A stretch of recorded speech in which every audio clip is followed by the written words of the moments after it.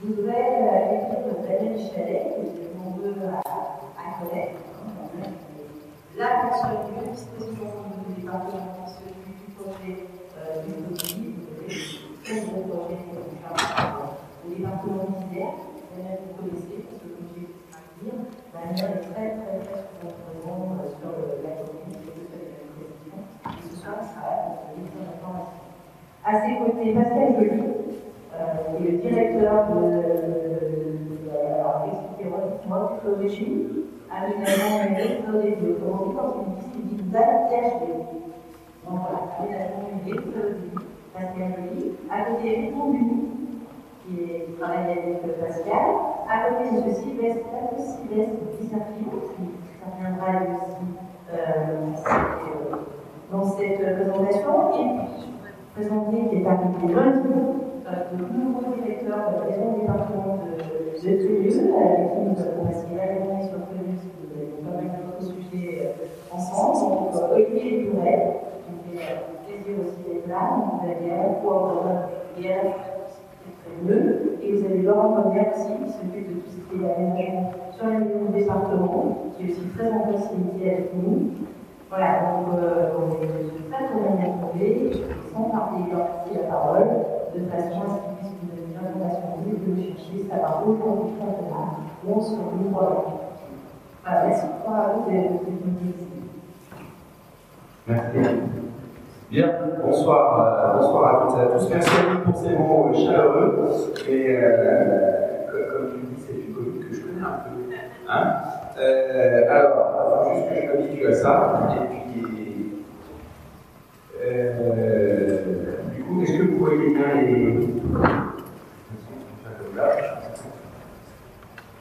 C'est bon? Vous voyez bien. Donc en fait, on va utiliser cette présentation, on va vous montrer pas mal de choses. On va vous expliquer ce soir ce qu'est ce fameux projet de du département d'Isère. Et puis on va voir ce soir si un jour la fibre va passer à la porte de là.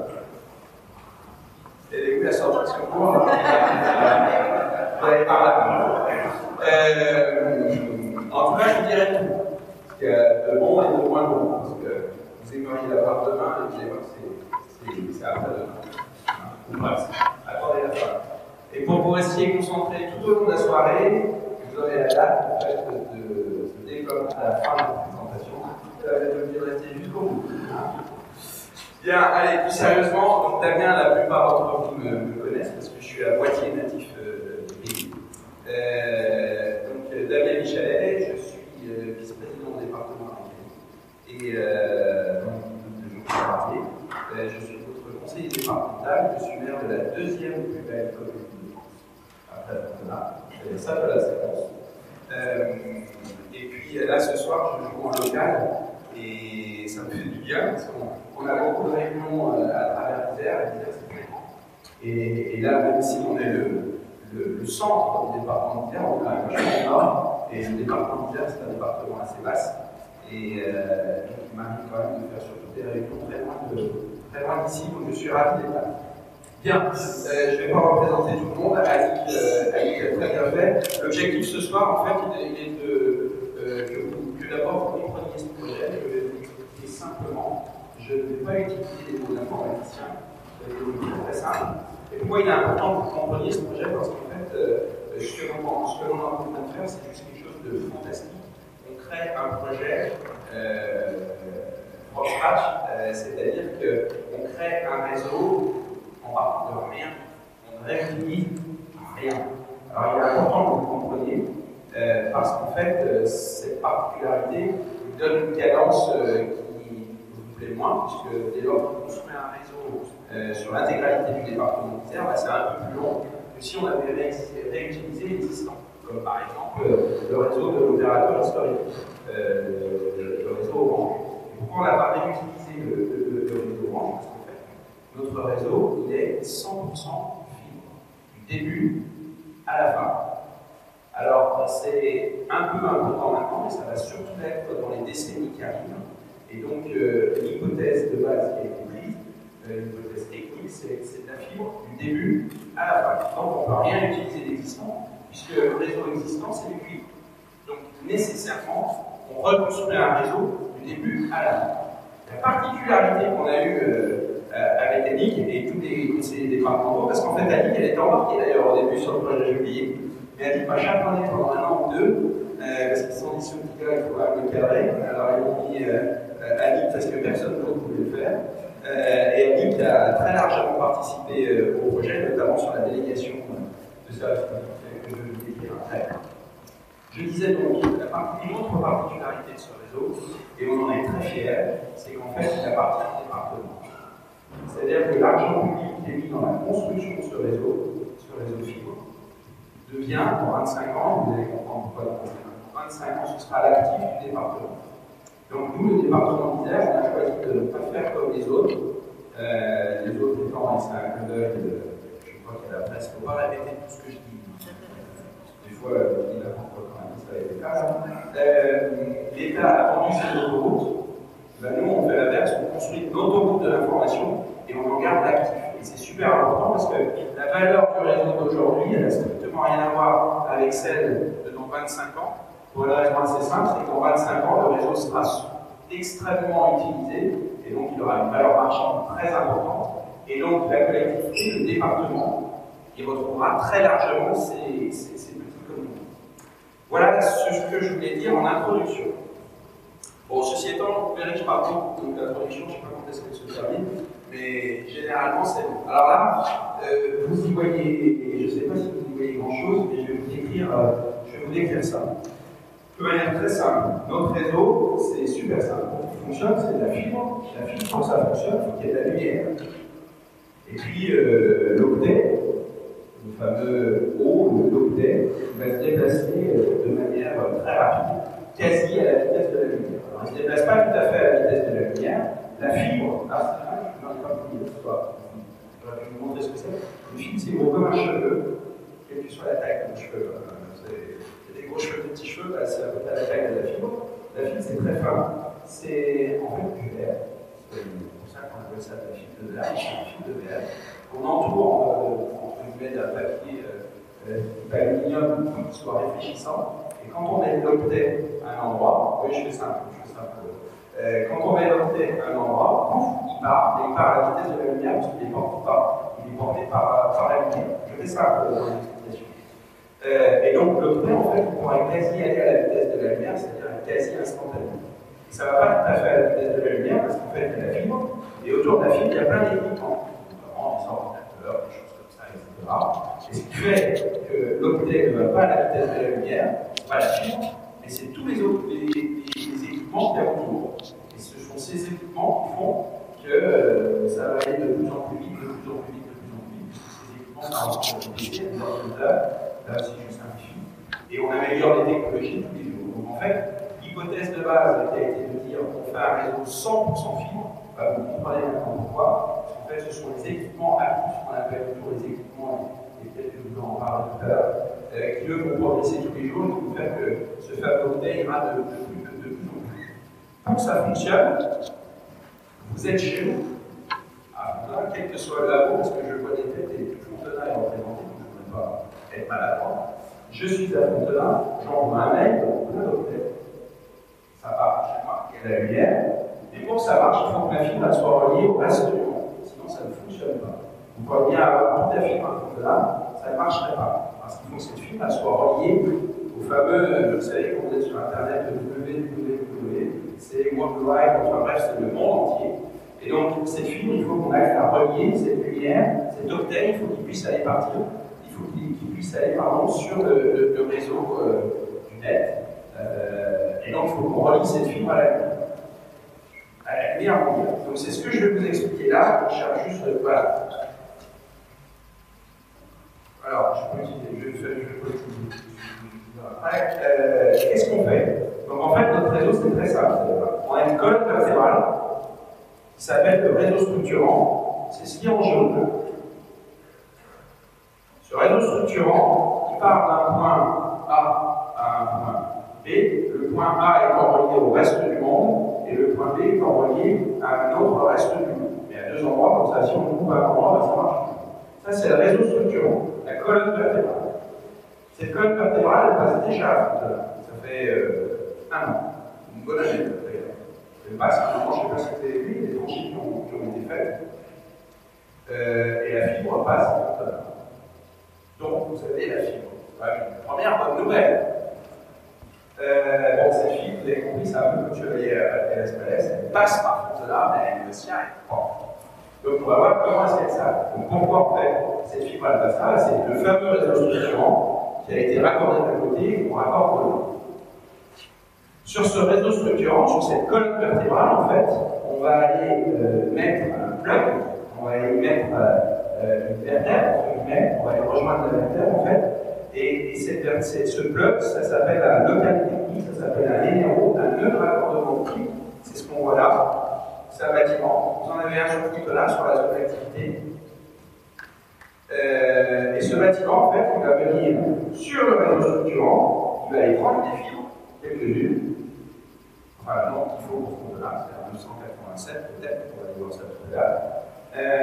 Il va prendre des fibres, et à partir de là, on va pouvoir faire la desserte, c'est-à-dire partir de ce local, tirer une fibre pour chaque habitation qu'on appelle dans notre langage FTTH, Fiber to the Home, et puis chaque entreprise, FTTE, Fiber to the Enterprise. D'accord? Très simple. Le réseau structurant, vous l'avez, c'est plutôt une bonne chose. Quand on la pose, là, ça va être encore plus long. Vous l'avez. Le NRO, le nœud de raccordement optique, vous l'avez aussi. Et donc, un seul, et d'ailleurs, ce nœud de raccordement optique de tête, je suis encore une fois, je suis pas à la présentation, il couvre Fontona, il couvre, me semble-t-il, Satolas pour Chafard, il couvre Vessieux, Chavalieux, et pas ça. Donc de là, en fait, on va aller alimenter ces quatre communes. Voilà. Quand on a fait ça, je vais bien vous décrire ça. Donc ici, vous avez en jaune le réseau structurant qui va se raccorder. Vous avez le nœud de raccordement optique. Et puis là, vous avez le réseau de dessert qui va vous permettre, qui va être en fait le fameux FTTH et le fameux FTTE. Donc là, j'insiste, vous allez avoir la fibre à la maison. Même chez vous, et tout à l'heure on va en parler, même chez vous, on ne va pas réutiliser le réseau cuivre que vous avez. C'est-à-dire que dans votre cuisine, en fait, là où vous allez mettre votre box, vous allez avoir une fibre qui va arriver et qui viendra tuer l'héros, qui lui-même sera raccordé au réseau structurant et qui sera raccordé au reste du monde. Donc c'est bien une fibre physiquement que vous allez avoir, et on répondra tout à l'heure à vos questions pour dire comment ça va se passer, si mon installation est un peu vieille, si je dois tout tester, ça. On va répondre à toutes ces questions qu'on nous pose tous les soirs et qu'on comprend aisément. Alors je voudrais juste vous parler, c'est quand même important, de cette cadence, le département. On est maîtrise d'ouvrage de réseau structurant et des minéraux, des locaux techniques, et ça c'est une vraie particularité de ce marché.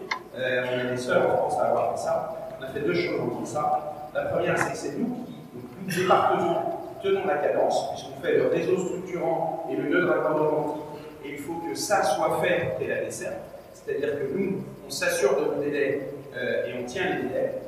On n'est jamais irréprochable, et pour autant, on tient ces délais. Et dans le montage technico-administratif du marché, on voulait absolument que le département puisse être garant des délais, parce que quand vous êtes avec des entreprises, évidemment, elles tiennent parfaitement les délais. Je dis ça parce que vous allez voir que vous êtes peut-être responsable de beaucoup de choses.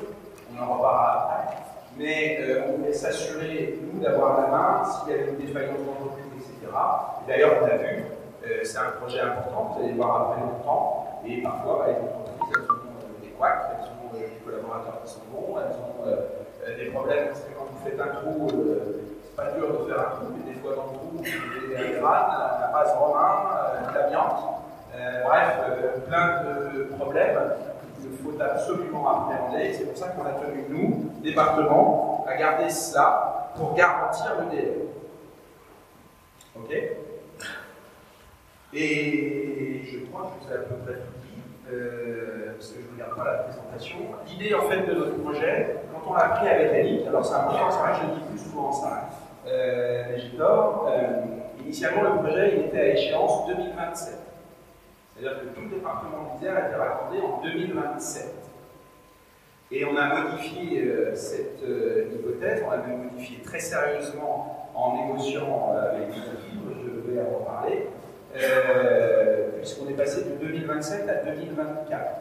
C'est-à-dire que tout le département d'Isère sera raccordé à 2024. Et puis on a créé deux lots qui existaient déjà deux, un lot 1 et un lot 2, qu'on appelle phase 1 phase 2. Phase 1, 75% FTTH raccordé à l'Isère, c'est-à-dire le particulier raccordé à l'Isère, et 99%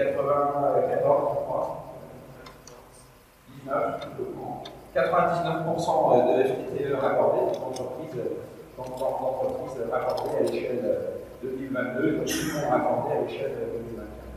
On va voir où est-ce que le fonctionnaire se situe d'ici quelques minutes. Et puis après, donc, tout ce qui est en orange, en rose, pardonnez-moi, c'est plus nous. Alors c'est plus nous, comme disait Coluche, c'est pas nous qu'on paye, mais c'est plus nous qui en avons la maîtrise d'ouvrage, c'est Iserfibre. Iserfibre est un acteur essentiel. D'ailleurs, c'est le seul acteur que l'on ait pour le déploiement. Iserfibre, c'est ce qu'on appelle notre délégataire. Alors c'est important, et c'est le job qu'on a fait avec Annick, et on a négocié ce qu'on appelle une délégation de services publics, c'est-à-dire que c'est un montage de marché public un peu particulier qui permet au département de toujours être le patron, mais qu'il y ait un responsable, je fais un peu simple là, mais qu'il y ait un responsable sur qui on puisse taper. Je vais en reparler. Je commence à avoir peur. Alors je vais vous dire précisément qui c'est. Donc en fait, on a fait un appel d'offres et cette DSP elle est vraiment très très importante parce qu'elle fait plusieurs choses. Le délégataire, en l'occurrence Iserfibre, qui est une filiale du groupe Altis, qu'on connaît, c'est une filiale importante qui est SFR. Iserfibre, en fait, leur mission elle était juste fondamentale. La première, évidemment, on leur remet le LRO, ce qu'on appelle un affairage, en termes de marché public. On leur remet le LRO et eux, leur boulot, c'est de tirer la fibre ici et ils l'emmènent en FTTH, en FTTE, physiquement. Ils tirent la fibre et ils l'amènent chez nous. Ça, c'est la première de leur mission. Deuxième de leur mission, qui est hyper importante, même si vous n'y penserez que ce soir et demain vous aurez bien raison. Et c'est là où, avec Annick, on a fait aussi un travail très important. C'est qu'en fait, le job de ce garçon, c'est de vous raccorder en FTTH et en FTTE, mais c'est aussi et surtout vous assurer qu'il y ait des FAI sur ce réseau.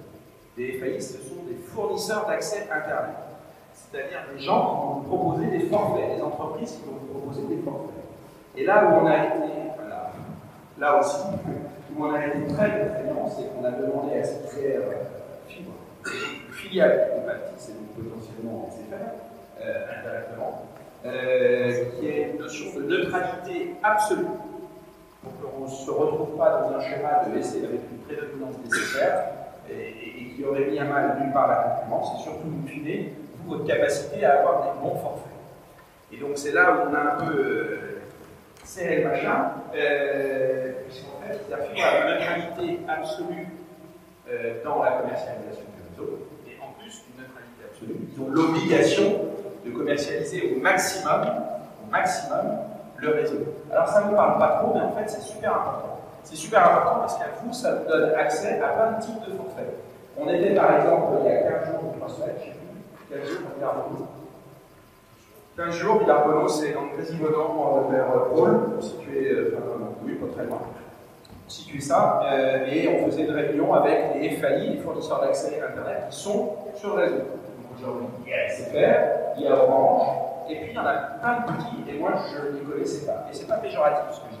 Parce que les petits, ils ont des offres différentes. Et on avait même un fournisseur d'accès qui est une association grenobloise, je n'ai jamais entendu parler d'ailleurs, mais qui fournit des forfaits un peu particuliers. Et du coup, en une soirée, on avait, je sais pas, il y avait 6-7 fournisseurs d'accès, 5 fournisseurs d'accès Internet, et on avait 5 forfaits différents en potentiel. Et tout l'enjeu de la commercialisation, c'est ça, c'est vous donner accès à des forfaits qui correspondent véritablement à ce dont vous avez besoin, et qu'on ne soit pas dans un schéma, entre guillemets, anti-concurrentiel, où on est 1, 2, 3 gros, qui s'entendent évidemment pas, mais qui soient dans des pratiques un peu pas assez challengées et qui ne vous amènent pas le bon forfait. Donc ça, c'est important. C'est-à-dire que vous ayez accès à un maximum de forfaits. On a des fournisseurs d'accès à Internet qui viennent sur le réseau, on a quasi manière hebdomadaire. C'est-à-dire qu'il y a de plus en plus de monde qui vient sur le réseau, et à terme, on aura, je n'en doute pas, des dizaines de fournisseurs d'accès. Donc ça, c'est son deuxième boulot. Donc le premier, il vous raccorde physiquement. Le deuxième, il s'assure que vous pouvez vous raccorder, vous pouvez prendre un forfait d'accès Internet. Et le troisième, et ça va vous parler, le troisième, c'est la maintenance du réseau. Parce que ce garçon, pendant 25 ans, ils sont encore là. Non? Attendez, vous n'avez pas entendu le truc sur les retraites, ils sont là. Dans 25 ans, pendant 25 ans, en fait, et c'est le marché qu'on a signé avec Interfibre, ils maintiennent le réseau. Et la maintenance du réseau, c'est pas juste de dire, bon, il faut que le réseau fonctionne. C'est énormément de critères, c'est énormément de contraintes qu'on a mis avec Interfibre pour s'assurer que quand votre réseau ne fonctionne pas, parce que ce n'est pas votre FAI qui va pouvoir le réparer, c'est le FAI va appeler Interfibre, eh bien, il faut qu'il y ait quelqu'un derrière, il faut qu'il y ait des acteurs de maintenance, etc. Et il faut qu'on vous garantisse ce qu'on appelle des temps de rétablissement. C'est ce qu'on a négocié de manière assez contrainte là aussi. Et donc c'est ça, il y a pas mal de missions à chaque fois, je résume. Mais c'est bien ça les trois missions des délégataires. Du délégataire, pour raccorder physiquement à FTTH, FTTE, commercialiser le réseau et maintenir le réseau. Et ça dure 25 ans, alors un peu moins, 23 ans, non 22 ans, on se rapproche du pactole. Ça fait 3 ans qu'on a signé cette délégation avec Interfibre. Donc dans 22 ans, les élus qui seront en place verront ce qu'ils en font. Et par contre, on récupérera l'intégralité de l'actif. Et en fait, moi je parle toujours d'autoroute. Pourquoi? Parce que quand vous payez un abonnement, dans cet abonnement, il y a un coût fixe qui est le même pour tout le monde, qui s'appelle un péage. Et ce péage, en fait, c'est comme une autoroute. Et en fait, c'est un péage pour avoir le droit d'utiliser cette autoroute de l'information. C'est pour ça que dans 25 ans, on va avoir c'est-à-dire vous comme nous, parce qu'une collectivité territoriale est autant avant qu'au début, alors elle est sur quoi et bien dans 25 ans, on aura un actif qui vaudra plusieurs milliards d'euros, c'est ça. Justement, parlons un peu argent. Un peu. Je crois que j'ai dit tout ce que je devais dire. Parlons un peu d'argent, parce que c'est un projet. Alors moi, je sais qu'Yannick, en tant que maire, tu es très sollicité. Je le suis en tant que maire à Satow, surtout quand on a commencé, ça se passe mal. Je suis encore plus sollicité. On était les premiers, c'est une petite bêtise. Parce qu'on a un peu de bêta-testé, ou alpha-testé. Donc c'était compliqué, mais c'était l'objet de toute façon. Mais ce projet, en fait, c'est juste pour parler quand même de quelque chose qui est important, c'est 1,5 milliard d'euros. C'est-à-dire que ce que j'évoque devant vous ce soir, ça représente 1,5 milliard d'euros. C'est le plus gros projet du département d'Isère, tout confondu. Il n'y a pas de projet équivalent en investissement. 1,5 milliard d'euros. Il n'y a pas d'équivalent. C'est le plus gros projet départemental de France. Il n'y a pas d'équivalent non plus. Et vous pouvez imaginer avec Yannick quelle fierté que ce soit le Nord-Isère, quand même, qui porte ce projet. 1,5 milliard d'euros, ça veut tout dire et rien dire.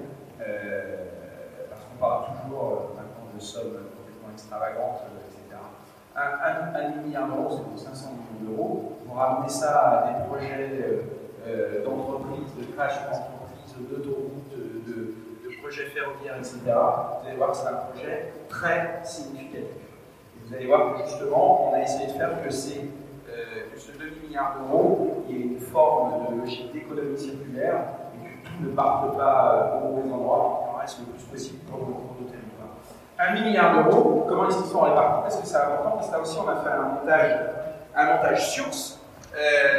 C'est que on a réussi à mobiliser pas mal de monde sur ce projet. D'abord, le département d'Isère qui met 70 millions d'euros. Juste pour vous donner l'idée, un collège neuf, c'est entre 12 et 15 millions d'euros. Donc pour le département, 70 millions d'euros, c'est juste énorme. C'est énorme. Et initialement, ce qui était prévu, c'est 50 millions d'euros. On a rajouté 20 millions d'euros pour tenir la cadence, pour faire face à certains aléas et encore une fois, surtout, tenir le projet. Donc 70 millions d'euros au département, c'est évidemment le projet de loin le plus important financièrement. Et c'est, en tout cas, je vais dire cette somme, ça ne saurait pas être vrai. Ce projet, à chaque fois, comme on l'a monté, toujours un peu de participation, parce que le département, c'est politique, c'est pas comme un fontonnat, des fois, ça chicane un peu quand même dans l'enceinte du département, avec les majorités, compétitions, etc. C'est un des projets qui, à chaque fois, a eu, sauf une fois, mais on leur avait bien dit qu'il ne fallait pas le faire, qui a eu des votes à l'unanimité pour dire que ce projet-là n'était pas polémique, bien au contraire. Le département, 70 millions d'euros. La région, un acteur essentiel, c'est 82,5 millions d'euros. Et la région, donc la région Auvergne-Rhône-Alpes, pour elle, l'ISERM, c'est un projet très très important, parce qu'il y a 430 000 prises dans les TPH. Et la région, donc Laurent Wauquiez, il a eu une approche assez contraignante, qui a été de dire, écoutez, je finance les 82,5 millions d'euros, pas de problème. Par contre, je ne finance que si vous faites des prises. C'est-à-dire qu'il nous a donné de l'argent, il nous a promis beaucoup d'argent, c'est beaucoup d'argent, mais il nous le donne que si on fait des prises. C'est-à-dire qu'on est payé à la prise. C'est pas tout à fait ça, mais c'est un volume de prise. Donc ça nous oblige d'autant plus, si on veut l'argent, à faire du FTTH, du FTTE. Comme ça, on peut aller chercher l'argent à la région. Vous avez également l'État, essentiel, l'État, presque 100 millions d'euros. L'État qui lui aussi nous a mis plein de contraintes. On avait fait des choix techniques. Le montage technique du projet et aussi le montage administratif est un peu original par rapport à tout ce qui se fait. En tout cas, il l'était quand on l'a lancé il y a 3 ans. Maintenant, on nous copie, parce qu'il y a eu des hypothèses de prise qui étaient plutôt sympas. Il y en a une que je n'ai pas du tout évoquée, et qui est très importante. C'est que dans notre fameux local technique, en fait, nous, il est un peu gros, notre local technique. Par rapport au projet de très haut débit d'autres départements ou d'autres villes, nous, il est un peu gros, notre local technique. Vous verrez, on se voit d'ailleurs assez bien. Particulièrement beau, c'est un local technique. C'est 4 murs et un terrasse, mais il est beau. Et pourquoi il est beau? Parce qu'en fait, dans ce local technique, on a tout mis. On a tout mis. Et quand je dis on a tout mis, c'est qu'aujourd'hui, sur le réseau Orange, vous voyez dans le village des petites armoires sur les trottoirs. Il y a des armoires de rue qui sont des armoires qui permettent de redistribuer la communication. Et bien, un projet de haut débit, c'est fait pareil. Je simplifie là aussi. Il faut des armoires de rue pour distribuer.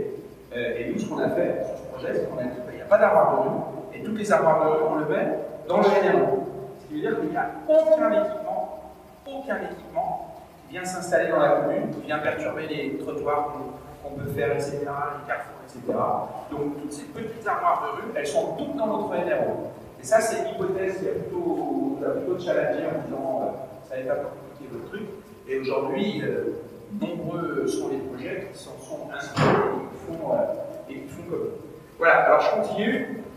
L'État, l'Europe avec 4 millions d'euros, et puis directement la commune de Fontenay, puisqu'en fait, via la Comcom, la commune cofinance en fait les prises FTTH et FTTE. C'est-à-dire qu'il y a une participation indirecte de Fontenay via les balcons. Voilà, les balcons du Dauphiné, il y a la commune de commune. Il y a une participation financière à ce projet. Ça, ce sont les financements des acteurs publics, c'est à peu près 300 millions d'euros. Et puis il y a un peu plus de 200 millions d'euros de notre délégataire, DCFR, de Tiderfi, filiale de DCFR, à hauteur de 225 millions d'euros. Et c'est là aussi où le montage était un peu. C'est rare, ces montages de la sorte, on est une DST, c'est d'ailleurs une DST. Donc c'est ce qu'on appelle un vrai partenariat communautaire, en l'occurrence. Et donc on est à 300 millions d'argent, 225 millions d'argent. Et ça fait un peu plus de 10 milliards. Voilà, alors je ne veux pas plus rentrer dans les chiffres, c'est juste qu'on se rende compte exactement de ce qu'on est en train de faire. Voilà. Alors, on a dans ce projet, on a tenu en fait à intégrer le plus possible toutes les politiques du département. Il y a plein de politiques dans le département, et dans le département, il y a des politiques très importantes que moi, par exemple, je connaissais mal avant d'être élu conseiller départemental. C'est toutes les politiques sociales et les politiques d'insertion. C'est quelque chose de très très important. Le département est un acteur très important sur ces périmètres de politique-là. Et on a choisi avec Annick, avec les services, d'essayer d'intégrer le maximum de politiques du département dans ce projet. C'est un peu compliqué. On a réussi à faire des choses assez, dont je suis assez fier, au-delà au-delà des raccordements, c'est qu'en fait, on a mis en œuvre des clauses sociales et des clauses de formation qui font qu'on impose à nos partenaires, et nos partenaires imposent à ses sous-traitants, c'est d'embarquer en fait des allocataires du RSA dans ce projet. Donc c'est assez. Enfin, moi je suis assez fier de la résultat parce qu'on a des chiffres, et d'ailleurs je les ai là sous les yeux. C'est sur ce projet, alors ça peut sembler peu, c'est juste énorme parce que c'est 70 personnes, 70 personnes.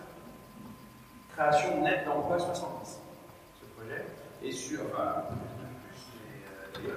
certainement plus, mais qui nous concerne dans le périmètre d'insertion du département. Donc c'est 70 créations d'emplois sur une population d'insertion, en cas en recherche d'emploi, et 24% d'allocataires RSA. Je le reprends parce que ça change toutes les semaines. À date, c'est 24% de femmes. Alors je dis parce qu'on est plutôt sur quelque chose d'assez. On est dans un environnement plutôt masculin, c'est du BTP, c'est de l'électricité, et on a 24% de femmes. On a 29%, on va dire 30% de demandeurs d'emploi de longue durée, 21% de moins de 26 ans, et 60% de personnes avec un bas niveau de qualification. Si je vous dis ça, c'est juste pour vous montrer que l'équation, c'est pas juste vous apporter une prise FTTH, et évidemment c'est le but, mais on a essayé aussi de donner une coloration différente à ce projet. Et encore une fois, ce 8 milliards d'euros, l'objectif est aussi que le territoire puisse en profiter au-delà du Et depuis 2018, c'est 80 contrats qui ont été signés, là aussi, création nette. Donc ça, c'est des clauses qu'on a mis et ça oblige nos partenaires à être vigilants. Et là, vous voyez, il y a une petite photo, je pense que vous voyez rien tout d'ailleurs. Vous avez ici le président du département, là c'est moi, et puis là c'est des acteurs. Alors, il doit y avoir au groupe Altis, Fibre. Là, c'est le patron des places, je crois, c'est la CCI.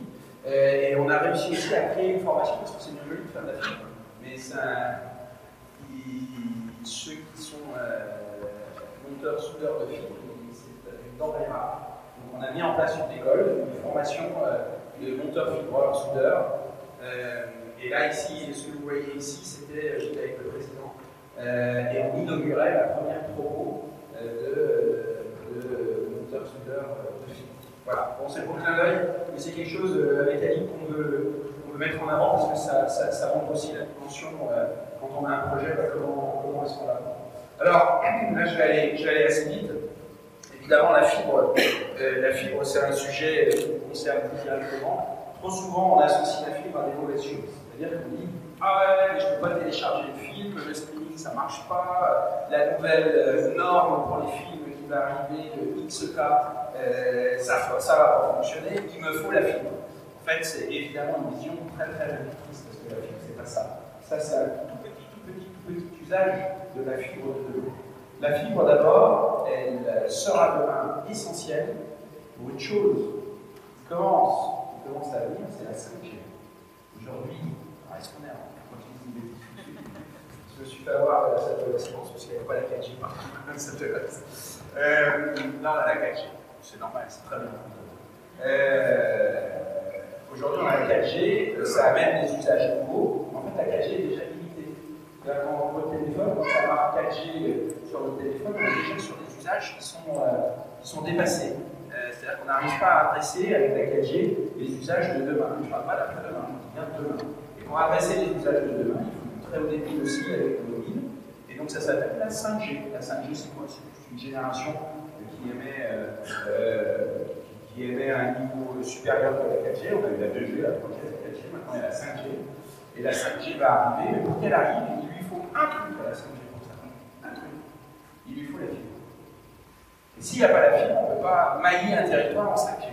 Donc en fait, ce réseau-là, au-delà des films pour lesquels il y a des problèmes, et je dis ça pour être un peu taquin, en fait, ce réseau, il sert demain à mailler l'intégralité du territoire du département d'Isère pour déployer la 5G. Et la fibre, c'est pas que ça. La fibre, c'est aussi demain tous les usages, et là, on commence à y être, tous les usages qui donnent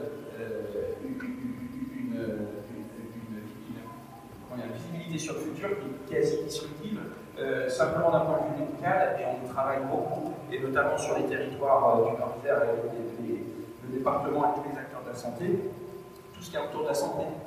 Vous n'imaginez pas demain tout ce qu'on fera en ce qu'on appelle télémédecine, de la médecine à la maison, tout ce qu'on va être en capacité de faire. Mais pour le faire, il faut de la technologie.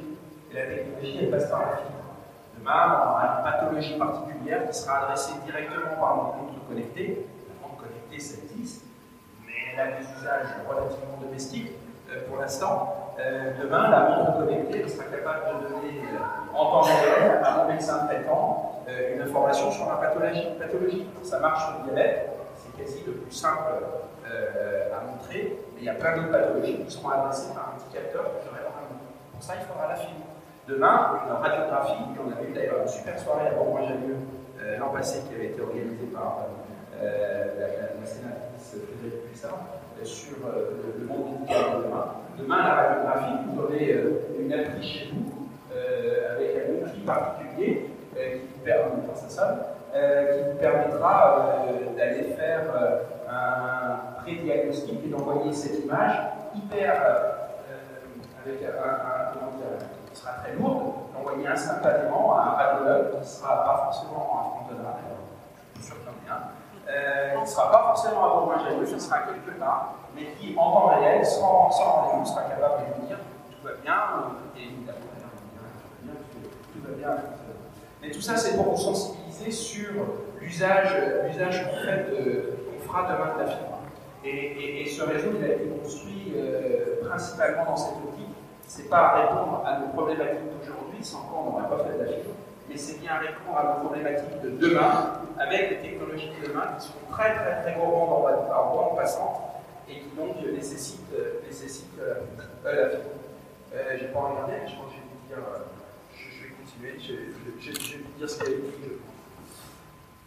Voilà, c'est là où ça devient plus intéressant. Alors, on en est où? Moi, je vais aller sur les pause.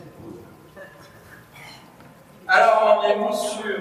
D'abord, on va faire une photo un peu grande, et puis après, on va redescendre à Frontenay. Je vous l'ai dit, c'est la dernière slide, c'est la dernière diapositive. Là, donc encore 1h30, puis vous aurez l'information. Ceci étant, faites attention, je peux le faire. Alors, ici, vous voyez, c'est le département d'Isère, donc tous ces petits traits gris comme ça représente 10 communes, et vous avez des communes qui sont en vert. Donc il y a 4 endroits, la communauté d'agglomération Vienne, Bourgoin-Jallieu, Voiron, et une partie, enfin, la quasi-totalité de la métropole Grenoble. Je compte, parce que ça, je suis toujours relativement insatisfait de cette photo. Tout ce qui est en vert, en fait, ça ne fait pas partie du projet de haut débit du département d'Isère. Il y a l'État qui a dit, on va enlever certains territoires et on va les donner aux gros acteurs, aux gros faiseurs du monde des télécoms, c'est-à-dire Orange, SFR et Montpellier. Et ceux-là, en fait, ont préempté ces territoires. L'État, un mot est un peu fort. D'accord? Je suis en colère, qu'est-ce que et en fait, ces territoires, nous, on s'en occupe pas. Alors, on pourrait dire tant mieux, ça nous fait moins de travail, et bien, parce qu'en fait, ces territoires sont les plus rentables. Vous imaginez, à Bourgoin-Jallieu, quand vous tirez une fibre, vous raccordez combien de bâtiments? Alors, c'est pas une fibre. Quand vous faites 1 mètre linéaire de fibre, vous raccordez combien de bâtiments? Quand vous êtes à Frontenay, ça devient assez bon. Quand vous tirez parfois 1 km de fibre, il ne se passe rien. Là, il n'y a personne. Mais nous, il y a un. Et bien, comme dirait l'autre, c'est nous qu'on paye. Et c'est là où c'est assez injuste, parce que si on avait eu tous ces territoires-là, eh bien en fait, notre réseau il aurait été bien plus rentable. Donc on aurait pu faire des choses encore mieux, en tout cas financièrement. Donc je le dis parce que à chaque fois, vous savez, on dit, en ce moment, je vois les élus, machin, des fois les élus, ils m'ont un peu amer, parce que, encore une fois, si on avait eu ça, on aurait pu faire mieux et on aurait fait mieux pour notre territoire. Oui. Et une question.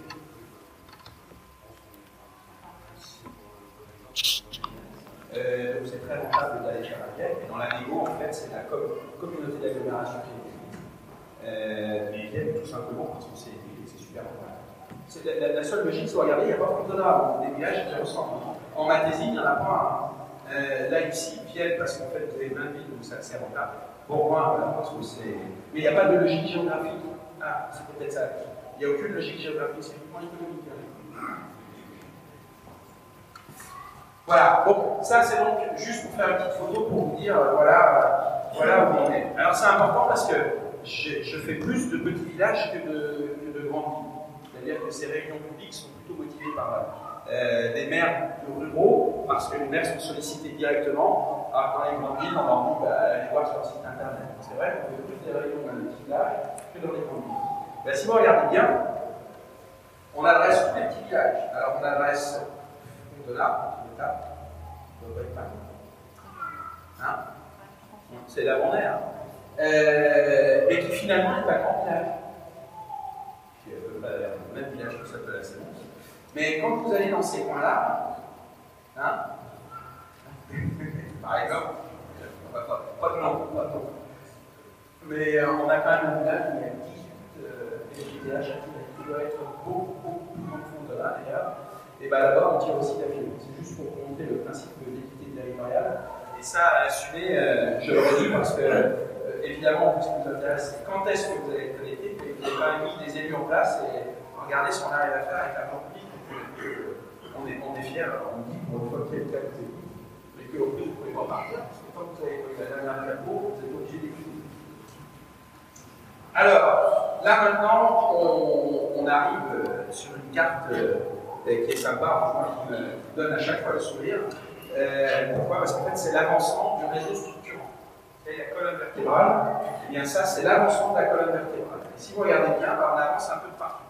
Alors, il vaut mieux avoir du vert chez soi que pas de vert, mais vous voyez, le réseau structurant se passe déjà. On est ici, et votre réseau structurant, hop, il est là, et là, ça doit être les néros de la couleur. Les néros sont matérialisés par les carrés. Et quand c'est vert, c'est que tout est fini. Et quand il n'y a pas de couleur, c'est que rien n'est commencé. Et quand il y a des couleurs intermédiaires, qu'elles soient orange, bleu, jaune, c'est que les travaux sont en cours. Ça, c'est pour vous montrer, c'est toute la difficulté de ce projet, c'est qu'on a choisi en fait d'avancer à plusieurs endroits en même temps. Le plus simple aurait été de dire, par exemple du nord, et puis on descend jusqu'au sud. Et c'est pas ce qu'on a voulu faire, parce qu'on a voulu donner des signaux dans tous les territoires. Et c'est pour ça qu'on démarre à plusieurs endroits, donc c'est un peu compliqué parce qu'il faut gérer plusieurs chantiers. Et en fait, un chantier, c'est quand même pas mal de problèmes. Donc ça fait plein de problèmes. Alors, on aurait pu peut-être faire différemment, mais l'idée était vraiment de montrer l'avancement. Donc là, ce qui est intéressant, c'est que vous voyez, on a à peu près fait en réseau structurant la moitié du département. Donc ça avance, ce projet avance bien sur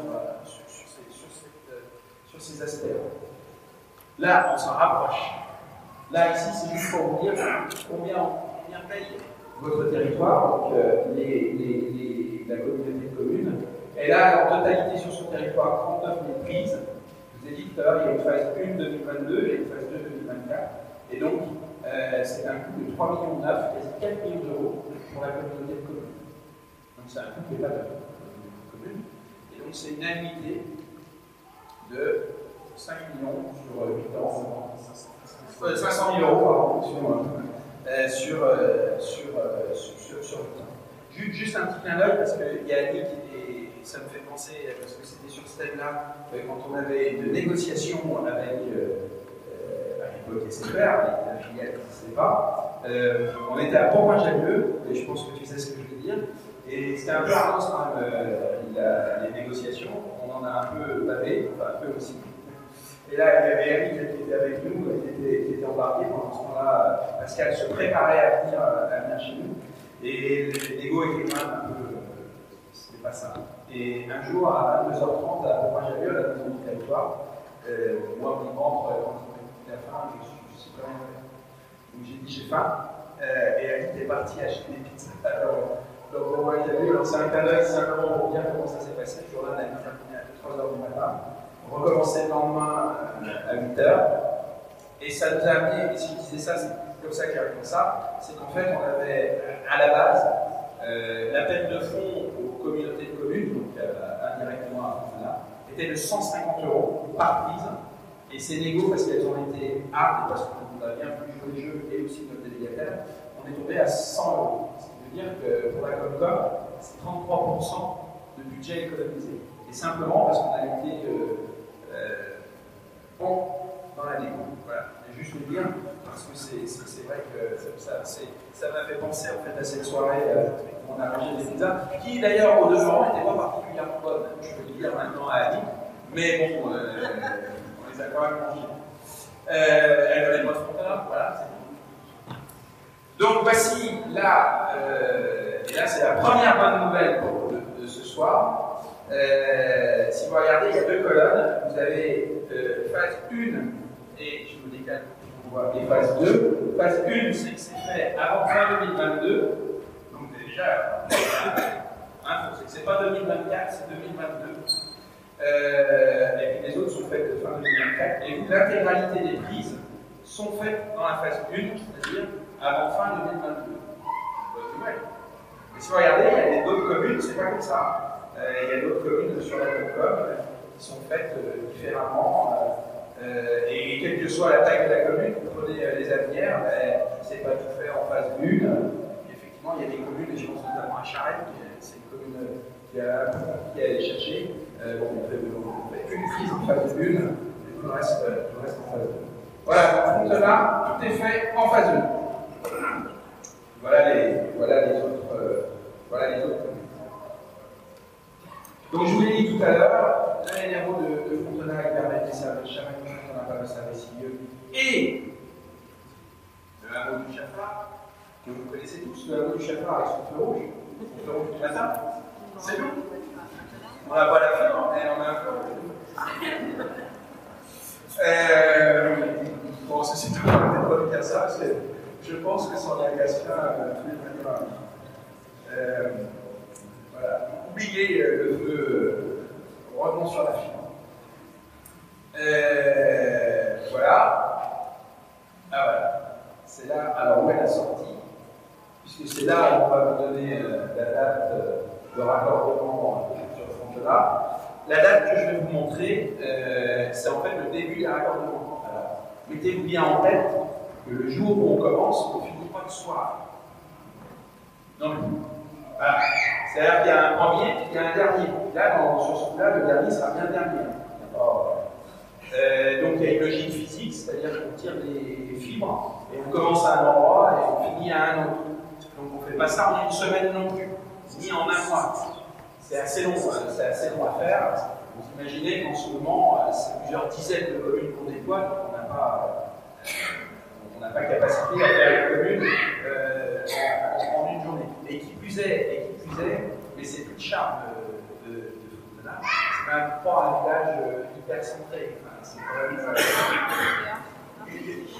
C'est un peu, il y a pas mal de la mode, donc c'est forcément important. Donc la date que vous allez voir, c'est la date des premiers raccordements, et puis après, il faut quelques mois pour que tout se déroule. Mais dès lors que vous avez tout compris sur ce projet, vous ne nous en voudrez pas de ne pas être les premiers. Les premiers raccordements, on fera à Fontenay en janvier 2020. D'ailleurs, là, normalement, d'habitude, les gens se lèvent. D'habitude.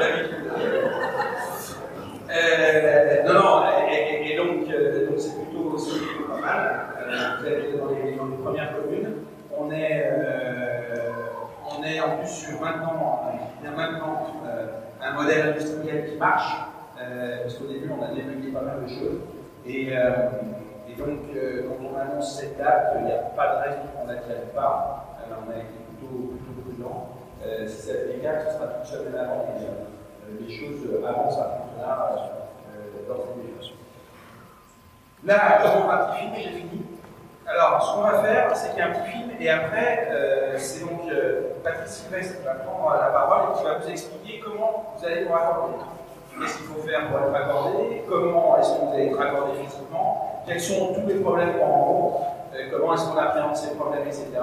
Et je vous compter encore une grosse demi-heure et on en aura terminé. Et on sera dans un jeu de questions-réponses pour répondre à toutes vos questions.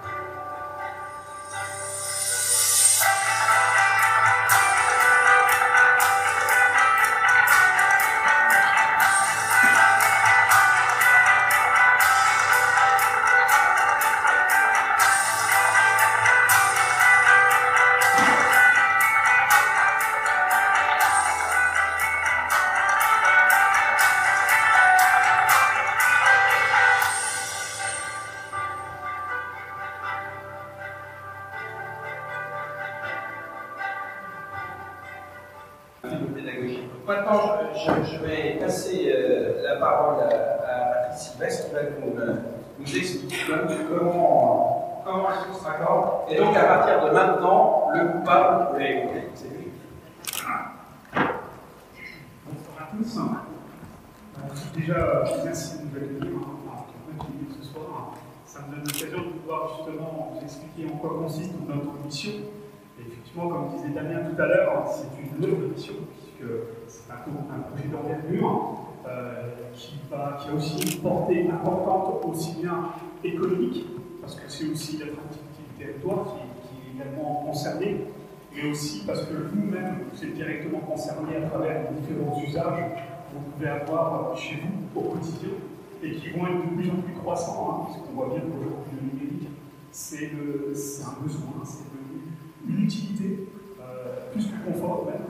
Et donc aujourd'hui, notre objectif, c'est de pouvoir répondre aux engagements que nous avons pris vis-à-vis du département, à travers les négociations avec les Damien et Annick, très ardues, comme on dit, et ambitieux, puisque c'est quand même un projet de 450 000 foyers à terme, 466 communes. Pour vous donner quelques chiffres aussi, deux autres chiffres qui montrent l'ampleur de ce projet, c'est 10 000 km de fibres qui sont tirés sur ce projet, 40 000 poteaux qui vont être utilisés. Donc c'est quand même quelque chose d'important.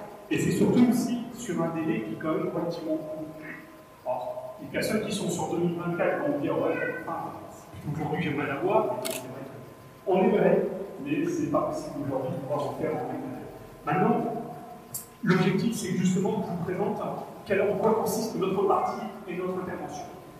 Damien vous a expliqué tout à l'heure que le département a déjà engagé de gros travaux, qui étaient hyper importants, puisque c'est à partir de là que nous, on va pouvoir s'interconnecter.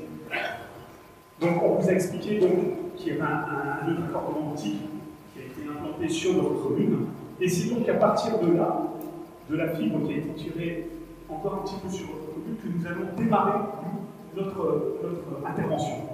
Alors c'est simple. En fait, notre intervention consiste tout simplement, on va dire, à déployer la fibre dans toutes les rues. Je dis bien toutes les rues, c'est-à-dire que tout le monde va être concerné et tout le monde va être desservi. C'est aussi l'intérêt de ce projet, c'est de ne pas en oublier. Et c'est pour ça que d'ailleurs, vous avez entre le moment où vous avez commencé à en parler et la concrétisation, on va dire, il y a du temps qui s'est déroulé, puisque ça nécessite des études, beaucoup d'études d'ailleurs, et des études qui se font par et d'autre, et en concertation et en partenariat avec le département.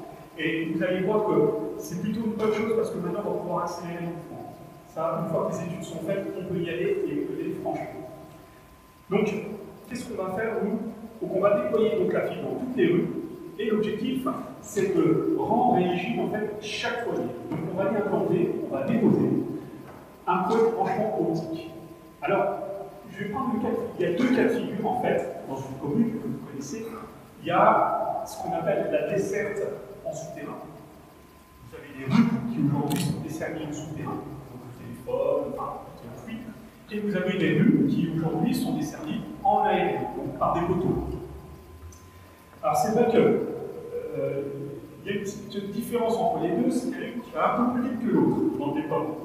Alors celle bien sûr qui va bien plus vite, en veille, c'est celle où en fait on va profiter de l'infrastructure présente et qui va nous permettre de passer dans les silos. L'objectif c'est de tirer la fibre et simplement de la tirer. Alors si jamais on est confronté à des blocages, on fait le nécessaire pour poser, on remet en état et c'est parti. Jusqu'à ce qu'on va implanter en fait des points de branchement optique qui sont mentionnés ici. Les points de branchement optique, c'est un petit boîtier. Rappelez-vous, en fait, le téléphone, quand il a été construit, on a tiré le cuivre, on y a installé, en fait, des boîtiers. Et ces boîtiers, l'objectif, c'est de vous adresser, de vous rendre éligible, en fait, au téléphone. Donc, c'est le même principe. On va utiliser le même concept, si ce n'est qu'on n'est pas du tout sur la même technologie, puisqu'on est sur la fibre, du cuivre, et on n'est pas sur des boîtiers, des petits boîtiers, pour nous, c'est des points de branchement optique, parce qu'on est sur de l'optique.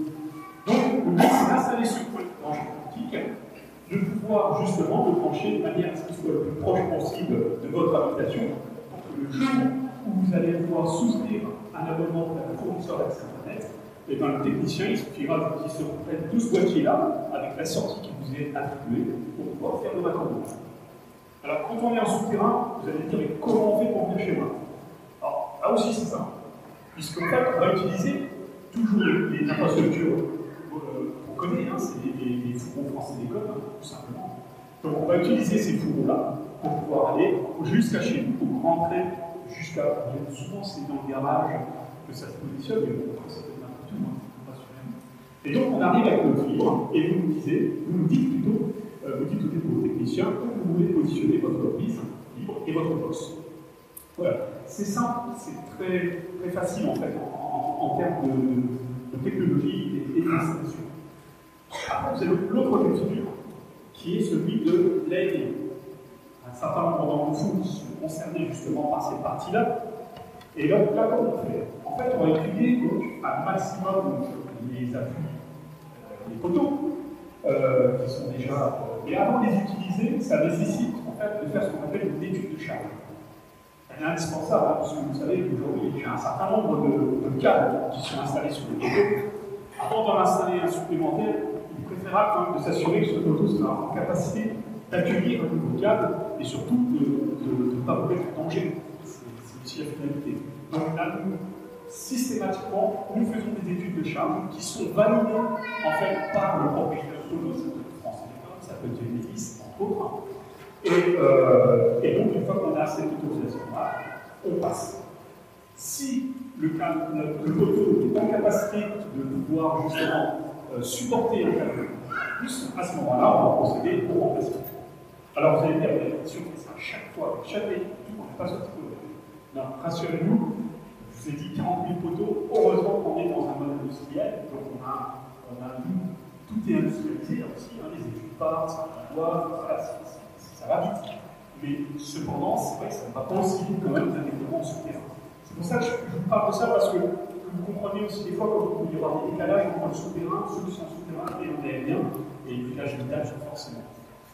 Alors, ça c'est donc une fois qu'on arrive au point de branchement optique. Donc le point de branchement, là, sur l'aérien, on le laisse sur le poteau, hein, comme au téléphone, principe. Le jour où vous souscrivez un contrat auprès d'un opérateur, il commencera à partir du boîtier qui est sur le poteau et il viendra directement en aérien jusqu'à votre domicile. Et puis ensuite, il descendra avec vous, c'est planifié avec vous, hein, préalablement. C'est-à-dire que le technicien va faire le raccordement, il va être avec vous chez vous. Même s'il est classique, il est important quand même de se vérifier ensemble. Donc ça c'est la partie aérienne. La partie souterraine, j'ai quand même une particularité, il faut préciser, c'est que si le technicien vient, parce que ça arrive quand même malheureusement, et qu'il veut tirer la fibre dans vos fourreaux, et que ça bloque, sachez qu'on n'est pas, c'est au propriétaire de remettre en état son fourreau. Hein, ça c'est important de le signaler. Alors le technicien, ce qu'il pourra faire, c'est au moment où il tire, il va essayer de tirer la fibre, il verra où ça coince. Donc il pourra vous dire, bah voilà, ça coince à cet endroit-là, moi je vous conseille c'est de creuser là, et à ce moment-là, vous creusez et vous mettez en état de gagner. Et puis une fois que c'est fait, vous rappelez, et à ce moment-là, le technicien vient faire le raccordement. Ça, c'est quand même un préalable important. Et l'autre point important aussi, avant que le technicien vienne, assurez-vous, vérifiez où démarre votre regard et où il arrive chez vous. Parce que même chez nous, des fois, on ne sait plus trop, forcément les années passent, c'est peut-être pas vous qui étiez là à l'origine. Regardez où il arrive le fourreau. Parce que le temps que le technicien va mettre, ça peut être un temps trop important pour tout le monde. Et puis surtout, à un moment donné, si personne ne le trouve, ça peut être un échec. Donc, autant faciliter les choses, et comme ça, au moins tout le monde est content, et que ça permet d'avoir un raccordement facile et rapide. Donc ça, c'est la petite chose qui est pour la savoir. Et alors, vous allez me dire, puisque c'est lui qui nous s'occupe de tout, de manière en Belgique. Par contre, il y a une particularité, c'est si par exemple vous habitez une copropriété, un bâtiment avec un syndic, et là à ce moment-là, on ne peut pas rentrer et équiper votre copropriété tant qu'on n'a pas signé une convention avec vous. Donc à ce moment-là, je vous engage vraiment, si ça n'a pas été encore été fait, c'est de se rapprocher de nos services. Alors pour savoir comment faire pour se rapprocher de nos services, on a un site internet qui s'appelle iserfibre.fr, tout simple, tout attaché. Et à ce moment-là, vous avez différentes rubriques, et vous avez une rubrique, c'est la fibre et vous, et vous allez dans copropriété, et là vous avez un numéro de téléphone, une adresse mail, et vous pouvez même télécharger la convention en direct pour pouvoir voir ce que c'est. Une fois que cette convention a été signée par la copropriété, à ce moment-là, nous, on va revenir vers vous pour faire une petite étude technique, c'est-à-dire qu'on va valider ensemble le cheminement de la fibre pour aller équiper nos parties communes. Parce qu'en fait, la fibre, qu'est-ce qu'on va faire? On va la faire pénétrer dans votre bâtiment, on va la faire véhiculer dans les parties communes, on va y mettre des points de branchement à différents étages pour qu'on vous rende éligible, et comme ça, le technicien, le jour du raccordement, il viendra se récupérer au boîtier qui est dans les parties communes. Donc ça, c'est important. Là, j'ai parti de la copropriété qui est en vertical. Après, vous avez les lotissements. Les lotissements qui, eux, comportent des voies privées. Et les voies privées, c'est le même principe.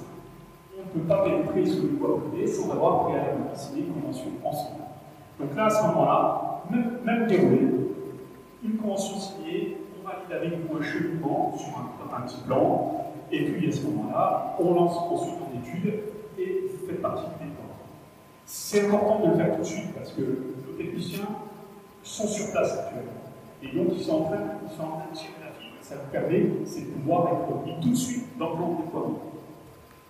Et c'est vrai que c'est beaucoup plus facile aujourd'hui de venir vous en parler de ce déploiement, parce que vous avez certainement dû voir des entreprises de chez nous en train de tirer la fibre avec des contourés. Donc ça, c'est plutôt bon signe. Quand ils sont là, moi, ça dépote. Peut-être des fois un peu trop vite, parce que mais en tout cas, sachez que c'est plutôt bon signe, et ça montre qu'effectivement, nous avons la volonté, c'est de desservir au plus vite. Alors, ça c'est donc une carte de votre commune, que certainement vous devez reconnaître. Et la carte de votre commune permet justement de voir que votre commune, en fait, elle est découpée en 3. Pourquoi en 3? C'est tout simplement, en fait, c'est ce qu'on appelle des points de mutualisation. Damien, tout à l'heure, disait, dans d'autres projets fibre optique, dans d'autres départements, il avait été fait le choix auparavant de mettre des armoires de rue. Et de ces armoires, bien, les techniciens viennent sur un banc. Et bien là, on est dans le héros, et chaque armoire correspond en fait à une zone. Donc chaque zone est rattachée à une armoire. Et bien vous voyez que là, les premiers secteurs qui ont déjà été engagés, et bien engagés, c'est donc les secteurs qui sont ici et qui sont ici. Alors, pour les deux, là, il faut que vous sachiez en fait que pour tout ce qui est partie souterraine, je vous ai dit que c'était la partie en général qui allait vite. Et en général aussi, c'est celle qu'on engage tout de suite, puisqu'on n'a pas besoin de passer par des études supplémentaires. Donc là, tout le tirage, quand on dit tirage, ça veut dire qu'on a tiré la fibre, pas encore raccordé, en tout cas on a tiré la fibre et tout ça c'est fait. C'est terminé. Donc ça c'est plutôt bon. Là, on a engagé, et ça on a engagé depuis le début de la semaine, les raccordements. C'est-à-dire que maintenant, il faut que vous soyez rattachés à des boîtiers. C'est des boîtiers qui vont justement après être arrêtés jusqu'au EPO. Pour pouvoir ensuite vous rendre éligible, donc c'est-à-dire pouvoir se poser un signal. C'est ce qu'on appelle une continuité optique. Du raccordement jusqu'au point de branchement, et voire même jusqu'à votre prise. Parce qu'il faut savoir que ce projet aussi, comme disait Damien, c'est tout fibre. C'est-à-dire qu'elle a une fibre qui vous est dédiée. Donc, on ne partage pas de fibre. Elle vous est affectée. Ensuite, sur la partie aérienne. Là aussi, on a engagé également le tirage de l'aérien. C'est-à-dire que là, probablement, certains d'entre vous ont dû voir des entreprises en train de tirer des câbles sur des poteaux. Et ça, c'est tout récent. C'est depuis hier, je crois. Donc, je vois si vous êtes. Mais en tout cas, en général, quand on engage l'aérien, c'est qu'on a eu pas mal de retours déjà de validation. Parce qu'on ne va pas faire voler une équipe pour simplement un poteau. On ne peut pas. Donc ça veut dire qu'on va commencer à dérouler. Et là, vous allez me dire, mais la deuxième partie, lancée fin d'année. Alors, je vais vous rassurer, notre objectif, c'est que toute cette partie-là, que ce soit en souterrain ou en aérien, sous réserve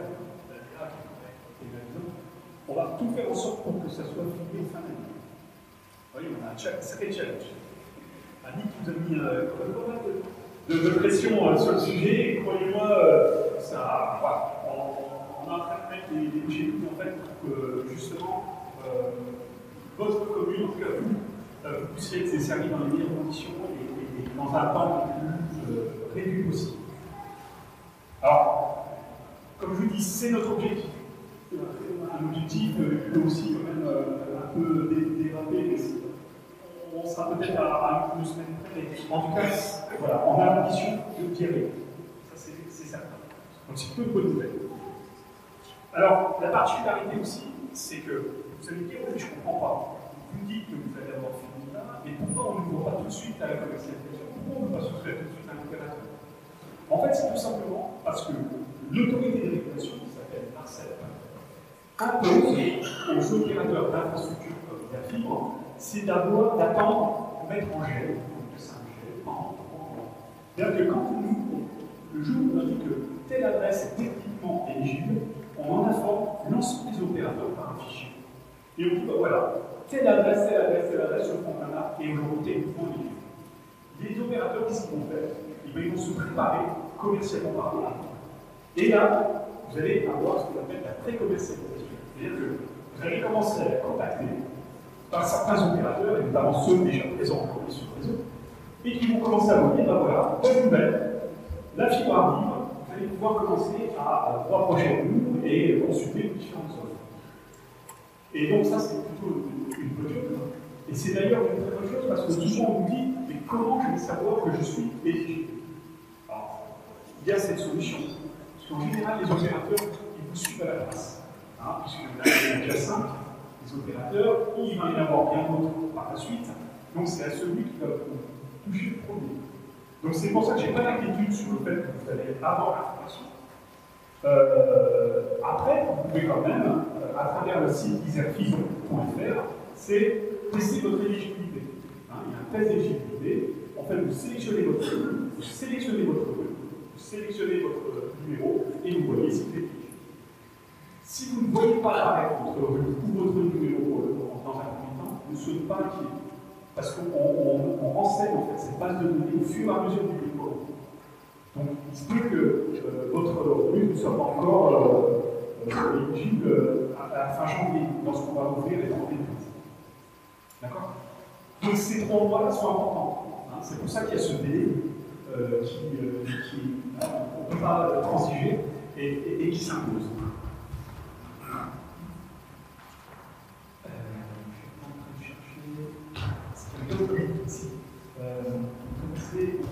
On en est parlé un petit peu à travers cet échange. Il y a donc, nous, Iserfibre, nous sommes un opérateur, c'est-à-dire que nos contacts, ce ne sont pas vous, en tant qu'administré ou abonné, c'est nos clients, ce sont les opérateurs. Et ce sont les opérateurs qui vont devenir votre point de contact. Et du coup, de facto, ça veut dire que le jour, si un jour vous voulez avoir un souci, c'est auprès de votre opérateur commercial, donc votre famille, qu'il faut se rapprocher pour que lui ensuite vienne. Pour comprendre aussi un peu le processus d'intervention de chacun de ces voilà. Donc, globalement, c'est ce que je voulais vous expliquer. Je cherchais justement maintenant des choses qui me reviennent et surtout des choses qui sont peut-être pratiques en soi. Mais le conventionnement, je crois que c'est super important parce que ça évite justement d'être oublié, ou en tout cas d'être fait plus tard. Et c'est toujours plus délicat de faire revenir des entreprises après que le déploiement en masse ait pu être fait. Donc n'hésitez pas à vous renseigner de vos services. Donc là donc comme je vous ai dit, les rues vont rentrer au fur et à mesure. Donc les deux secteurs-là, ce seront les premiers secteurs qui vont être concernés par la fin janvier. Donc si vous habitez là, dans ce secteur-là, sachez d'ores et déjà que vous pouvez commencer à tester votre éligibilité dès fin janvier.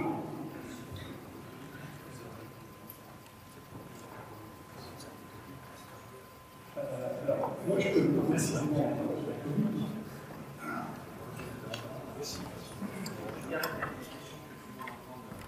Monsieur me demandait en fait comment arriver à savoir de quel côté ça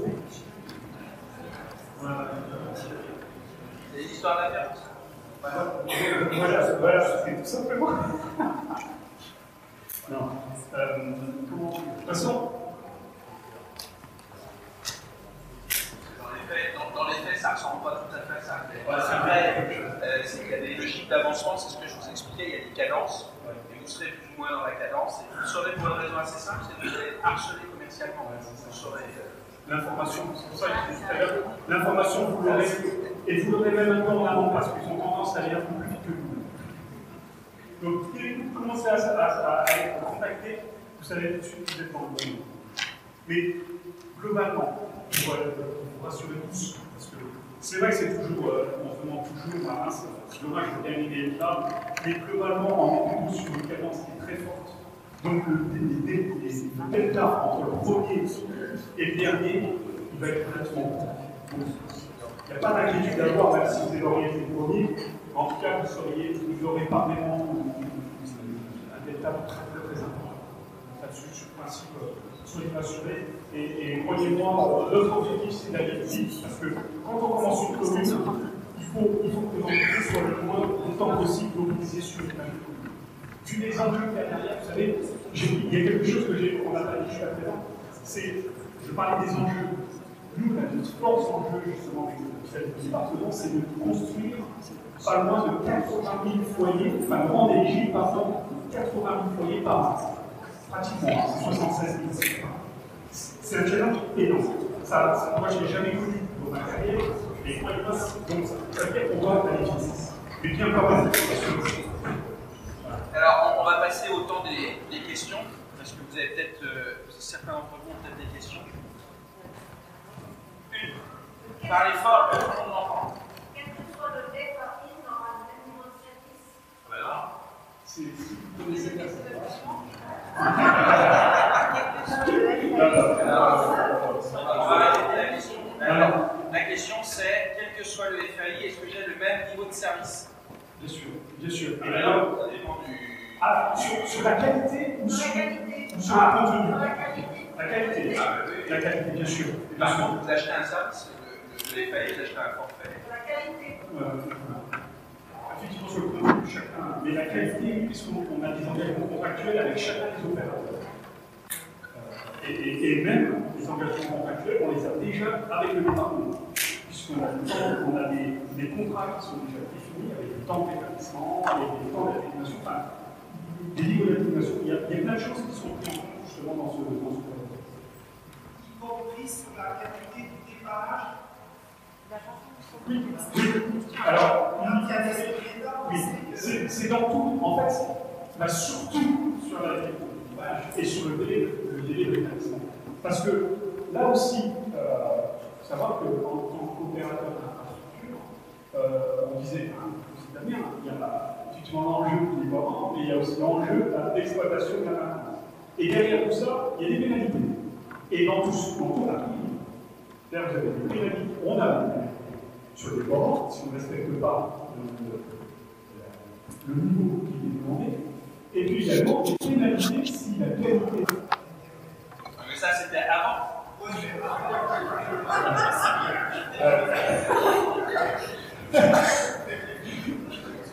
Alors, par contre, il y a aussi quand même quelque chose qu'il faut préciser, c'est que la fibre optique, c'est aussi un gage beaucoup plus important de fiabilité. Puisque vous avez plus des matériels intermédiaires, on peut rencontrer d'ailleurs avec le cuivre, qui était une technologie qui date finalement, mais ce qui est mais la fiabilité n'a plus rien à voir. C'est beaucoup plus fiable, c'est du. D'ailleurs, le constat qu'on faisait sur la DSL jusqu'à présent, c'est qu'en fonction de l'éloignement par rapport à NR1, vous avez ceux qui avaient 20 mégas, et ceux qui se faisaient à 7 km, il n'y avait pratiquement plus rien. Ça, c'est terminé. Il n'y a plus cette contrainte-là. D'autres questions? Voilà, fin par de l'arrêt des ordres d'idées de prix, des abonnements qui vont être proposés, et de raccourcement. Alors, c'est vrai que je ne vais pas pouvoir parler à la base des familles. Moi, je suis un peu consommateur. Donc, je vais me positionner en tant que consommateur et client d'un opérateur. Globalement, aujourd'hui, avant, il n'y a pas si longtemps que ça, il y avait une concurrence très très forte sur les tarifs entre les opérateurs. Aujourd'hui, ça commence à se stabiliser. On tourne autour de 30-35 euros par mois. Et après, ce qui va faire la différence, c'est le contenu. C'est ce que vous allez retrouver dans l'abonnement. Le tarif, c'est le même, mais le contenu, ça veut dire il y a peut-être des personnes qui vont aimer peut-être plus le sport que d'autres. Et donc à ce moment-là, vous avez peut-être un opérateur qui vous donnera peut-être cette formule-là. Vous en avez d'autres qui vont vous dire moi, c'est pas le contenu, c'est pas la télé en soi qui est important. Par contre, c'est de vous donner un accès Internet différent. Vous avez, il y en a un opérateur qui vient de se lancer et qu'on vient d'accueillir sur le réseau, qui lui, par son histoire, a une banque de données de films. C'est son histoire, donc il va vous donner la possibilité d'accéder à, comme Netflix le fait, mais c'est là qu'on est en France, c'est français, et il va vous donner accès à un certain nombre de films. Vous voyez, c'est très variable en fait. Donc vous avez la base, et ensuite, après, tout ce qui gravite autour, c'est vrai que c'est vraiment propre à chacun. Je ne peux pas. Moi, je parle en tant que consommateur. Et le raccordement de domicile, ça va être payant. Là aussi, c'est une politique commerciale, mais aujourd'hui, de par la concurrence qui existe, les opérateurs, rares sont ceux qui vous font payer des raccordements. Ils vous font payer peut-être des frais de dossier, qui sont très marginaux au regard du raccordement en soi. Mais en même temps, le raccordement est glissé dans l'abonnement. Rassurez-vous, vous le payez. Voilà, on paye toujours un jour. Après, si c'est la question, si vous voyez ce que vous payez, non, mais vous payez. Ouais. Il faut en sorte pour l'intégrer et c'est pour ça que c'est important pour les opérateurs de vous garder, de vous fidéliser. Beaucoup de FAI cherchent à trouver une solution pour vous fidéliser. Parce que justement, ça coûte de conquérir un abonné. En général, on dit que pour rentabiliser un abonné, il faut au minimum 1 an et demi, voire 2 ans. Donc, vous comprendrez que, voilà, parce qu'il y a le coût du raccordement, parce qu'il y a le coût de l'acquisition avec la communication, le marketing, voilà. Il y a tout ça qui rentre en ligne. Alors, il y avait une autre question. Madame. Cette question technique, on retourne en arrière sur les photos. Pardon. On retourne en arrière sur les photos. Tout ce qui est raccordement actuel cuivre, ce ne sera jamais des boucles, tout le reste en double. Ouais. Aujourd'hui, la cuivre, France Télécom, se rester.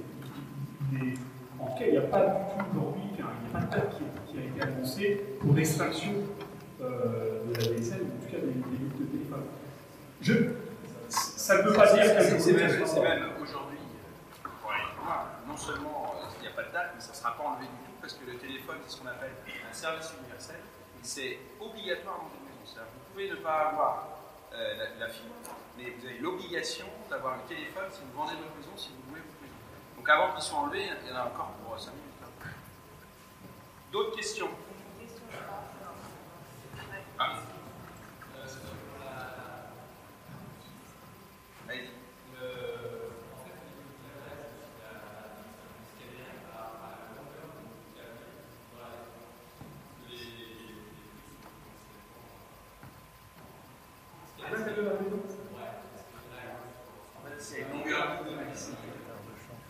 Là aussi, chaque opérateur.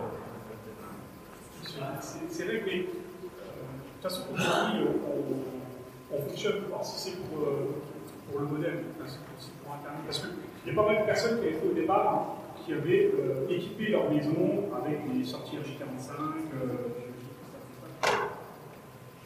Non, la question, c'est la longueur de la prise à la longueur de la prise. Il n'y a pas de longueur. Non, dites-vous que c'est le même principe que ce que vous avez avec la DSL, si ce n'est que le débit qui va être apporté sur votre box est bien plus important que ce que vous pouvez avoir jusqu'à maintenant.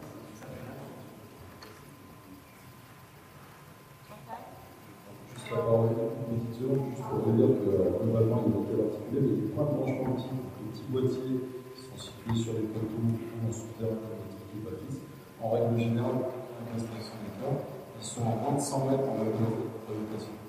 Effectivement, si vous êtes élevé avec une allée de mètres, depuis parfaite, si c'est un autre cas. Donc le raccordement par le fournisseur d'accès Internet, c'est en général une longueur de 200 mètres, entre 0 et 50 mètres. Allez.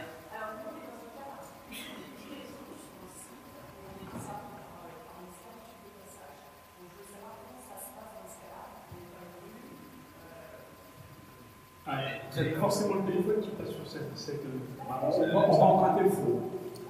Voilà. Aucun problème. Même pas besoin de prendre le fond. Oui. Si on n'a pas de four, c'est-à-dire qu'on a deux fibres qui est arrivée directement à la prise énergie, on est obligé de se faire. Vous l'avez fait en fait. En plein terre. Oui, c'est le câble historique, et moi j'ai pas. Il a rien, il passe le câble. Ah oui, il en est.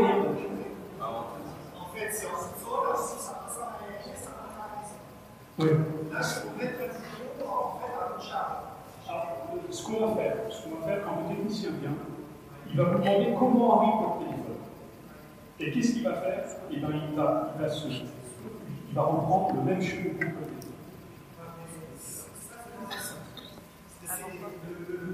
Le câble, il est carrément dans l'école. Alors là, je pense, c'est un petit cas particulier. Et quand vous allez les appeler, vous n'allez pas comment ils vont faire. Il y a que le technicien. Le mode X, fourreau, béton en l'air, on le connaît pas. Non, c'est juste pour souffler. D'autres questions? Serge? Juste sur le souterrain, Corps-Messieurs, donc on a été relié avec le tube, avec l'assainissement. Il va falloir retraverser les routes. Non, on passe dans les fours. Les fours France Télécom. On réutilise les fours France Télécom. En fait, c'est important cette question, c'est-à-dire, globalement, ce qu'il faut retenir, c'est qu'on fait la même chose que le câble France Télécom. C'est-à-dire, si c'est sur les. Alors, sauf vous, monsieur. Mais s'il y a les boutons en bois caverne, on reprend les boutons en bois. S'il y a eu des travaux d'enfouissement qui ont été faits, on reprend le fourreau. On passe au même endroit que là où passe. Ben, il y a un autre cas particulier. Le fourreau est à droite de la route et les poteaux sont à gauche pour les poteaux téléphoniques. Donc il va falloir traverser la route quelque part. Ouais, alors je sais pas, c'est un cas. Mais on reprend en fait là où passe le câble cuivre, on passe au fourreau. Une autre question par Oui. Aujourd'hui, avec la DSL, on a des pannes, on a de l'électricité. Est-ce que ça pourrait encore exister? Je ne connais pas. Non, c'est bien sûr, mais pareil, là c'est le fly box,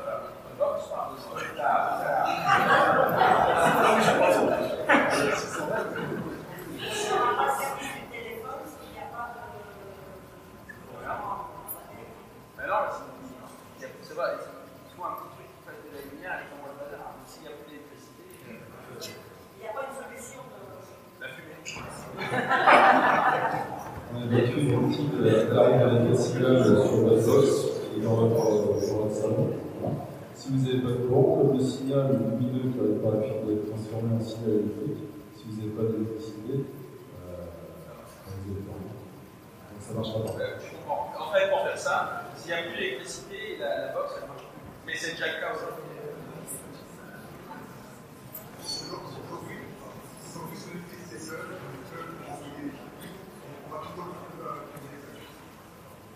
Tous les opérateurs existants actuellement sont Non. Parce qu'en fait, il faut faire le choix. Donc la question, c'est est-ce que tous les opérateurs qui existent sont sur le réseau du département? Non, parce qu'il faut que l'opérateur fasse le choix d'aller sur ce réseau. En fait, on a. Je vais vous donner les deux. Donc, vous avez sur Orange, vous avez SFR, vous avez alors, un opérateur qui s'appelle Obitel. Alors, il se trouve que Obitel, c'est un opérateur local. La particularité d'être Bordeaux. Il y a également une association que disait Damien tout à l'heure qui s'appelle Résine. Et puis également, vous avez Vidéo Futur. c'est justement l'opérateur dont je parlais tout à l'heure, c'était la vidéo qui était connue en fait dans les magasins, je crois qu'on avait des petits magasins pour récupérer une cassette. Alors pour l'instant, non. Encore. En fait, ce qu'il faut voir, c'est que ce réseau, il est neuf. Ça fait quelques semaines avec Orange. Au début, Orange n'était pas sur le réseau. Parce qu'ils attendent qu'il y ait une masse critique pour pouvoir lancer la commercialisation, etc. Donc Orange est arrivé il y a quelques semaines. On a d'ailleurs inauguré ça à Lille-Dabo. Free va venir, mais il attend qu'il y ait la masse critique. Et donc tous vont venir parce que l'opportunité de trouver des nouveaux clients est telle que tous vont venir, mais il faut juste que chacun fasse sa démarche et négocie le contrat avec les artistes. Et si vous voulez savoir, en fait, au fil de l'eau, on n'en a pas parlé, mais il faut aller sur le site internet. Vous avez le site internet d'Etherfield qui vous donne à date tous les opérateurs possibles. Vous cliquez sur le logo de l'opérateur et vous vous retrouvez sur son site internet pour voir les différents forfaits qu'il y a, etc. D'autres questions? Là. Si vous voulez procurer une fibre, est-ce que la fibre est normalisée par rapport au Orange et c'est quelque chose de normalisé pour tout le monde ou c'est spécifique puisque c'est un réseau spécifique? Alors, ce qu'il faut savoir, je n'ai pas de cette technologie. Moi, ce que je vais surtout vous dire, c'est que dès lors, si jamais vous intervenez sur la ligne que nous avons mis en place et qu'il arrive ensuite une panne, nous ne sommes plus responsables. C'est pas la question.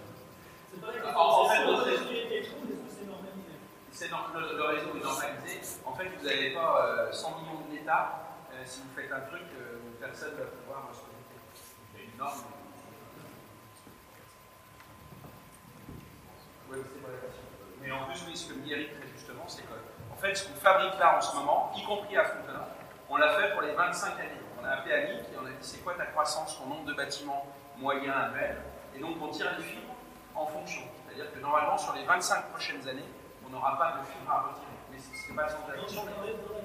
Dans la maison, par contre, quand on vient chez nous, vous avez une fibre et vous pouvez prendre 30 abonnements. Au contraire, c'est bien. Mais si c'est pour vous faire vous, ils veulent faire tout seul. Ah, si vous voulez faire tout seul. Ouais, c'est tout seul. C'est fini, ça va couler. Comment je le fais à la maison avec, moi, j'y arrive sur le fil, mais sur la fibre, non. Là, il faut souder. C'est des sous-parties. Bon. Ouais, mais ici, ça se débrouille. Voilà. Ça bricole. Nous recherchons de la base.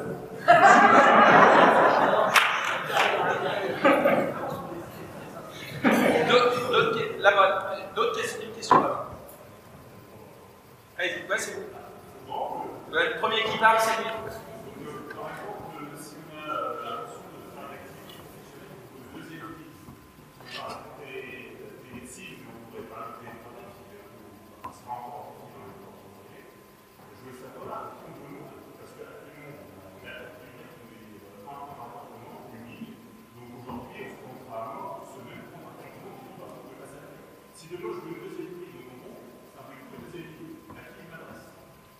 L'opérateur que vous aurez choisi. Donc, tout est dimensionné au niveau de la DSP jusqu'au raccordement à toutes les nouvelles demandes de la rue, donc soit en deuxième piste par maison, soit en nouvelle maison. Ah ben non, mais en fait, on a fait une projection.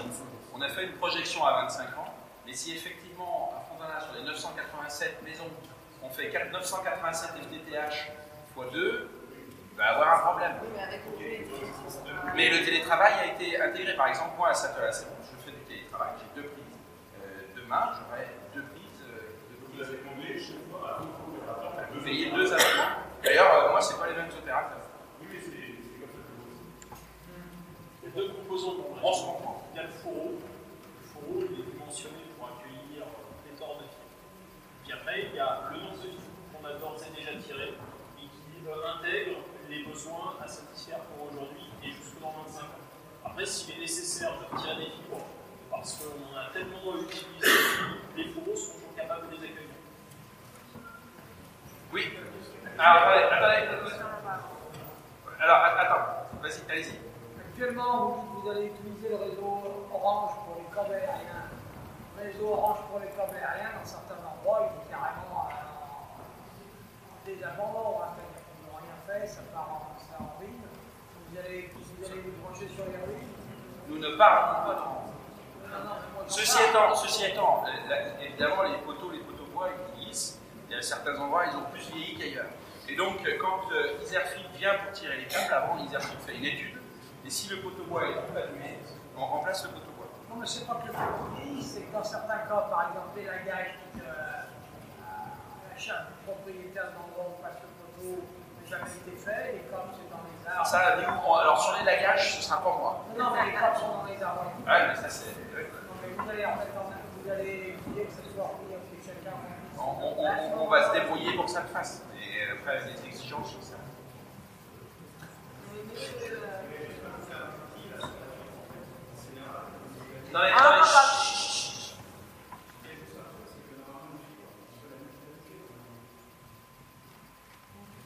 Ça dépend de l'abonnement que vous prenez. Hein. Enfin,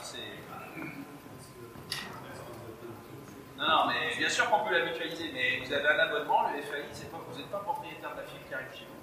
Et donc c'est l'abonnement qui va définir ce que vous pouvez en faire.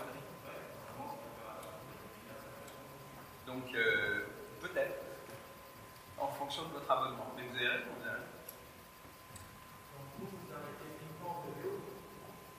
Alors, bonne question. Comment ça se passe pour raccordement, effectivement en fait, il y a deux solutions vis-à-vis des opérateurs. C'est l'opérateur souscrit un contrat avec vous et il nous commande la prestation de raccordement. Et c'est nous qui l'effectuons. Le deuxième cas, c'est comment? Non, du point de branchement jusqu'à chez vous. Jusqu'à la box. Voilà. Ça, c'est vrai. Et l'autre solution, c'est l'opérateur qui est en capacité de le faire. Parce qu'à ce moment-là, il va le réaliser et il va nous refacturer. Pourquoi il va nous refacturer? Parce que derrière, on va récupérer la propriété de manière à pouvoir assurer la réponse. Parce que si on a fait une partie, on ne pourra pas utiliser, on ne pourra pas exécuter jusqu'au bout.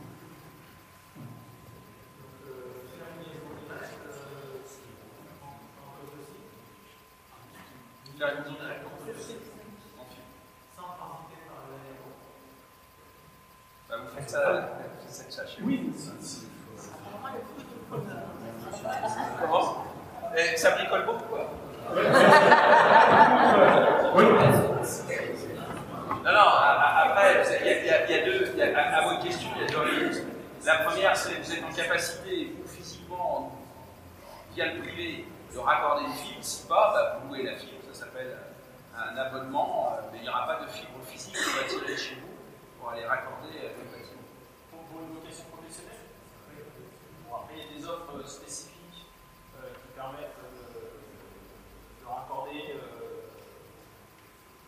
créer un réseau. des multisites avec une seule sortie internet. C'est pas ça. Là, forcément, vous passez par les noms. Ou alors, vous faites un truc, mais. Vous travaillez pas avec monsieur?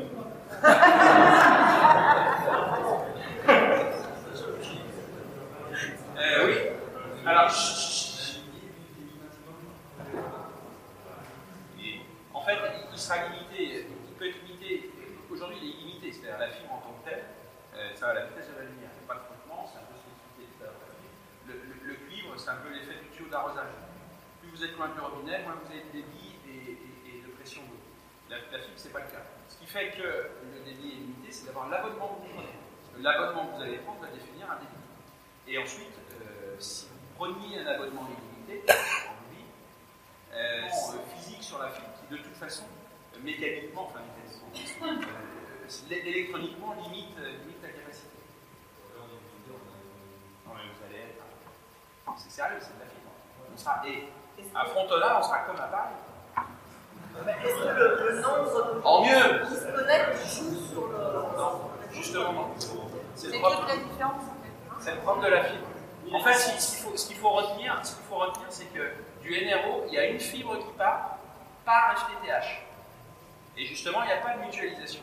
C'est-à-dire, c'est votre fibre, vous avez une fibre, et donc il n'y a personne qui vient grapper votre réseau. Alors, c'est le cas sur le cuivre aujourd'hui. Si tout le monde se connecte en même temps dans le village, machin, etc., ça rame même quand personne ne se connecte. Monsieur? Oui.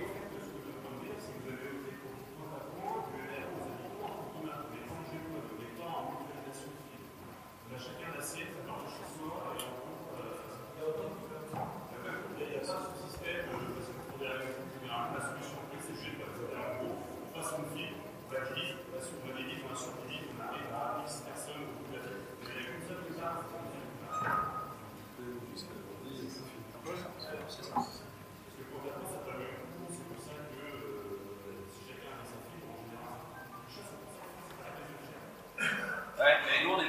il n'a pas pu compris.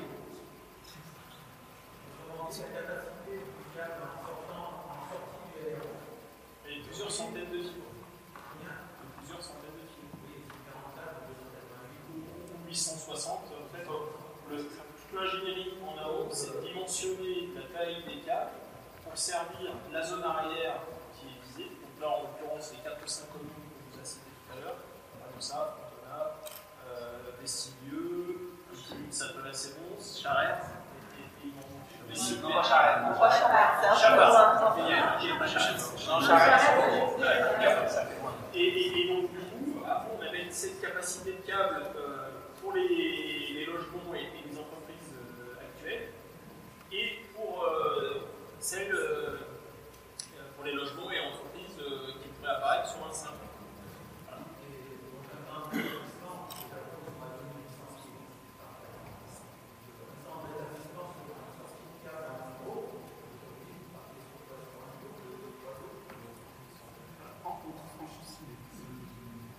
faut des experts après. On est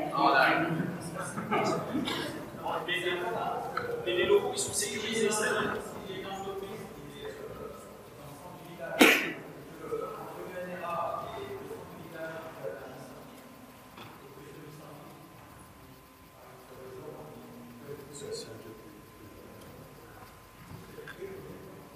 Bon, il y a deux choses qui peuvent être pragmatiques. La première chose, il y a Annie qui fait des travaux à Fontena, elle arrive avec la pelle, elle coupe le câble. Ça s'appelle un acte en champ. Ça pourrait arriver, Annie nous dit, bon, pourtant elle met bien la fenêtre, mais là le câble est coupé, c'est ce qu'on appelle la vie. Après, pour le reste, dans votre abonnement, notamment les abonnements professionnels, vous avez des GPR, vous négociez en fait un temps de rétablissement avec votre avec votre opérateur. Mais après, le câble coupé est coupé. Mais c'est la même.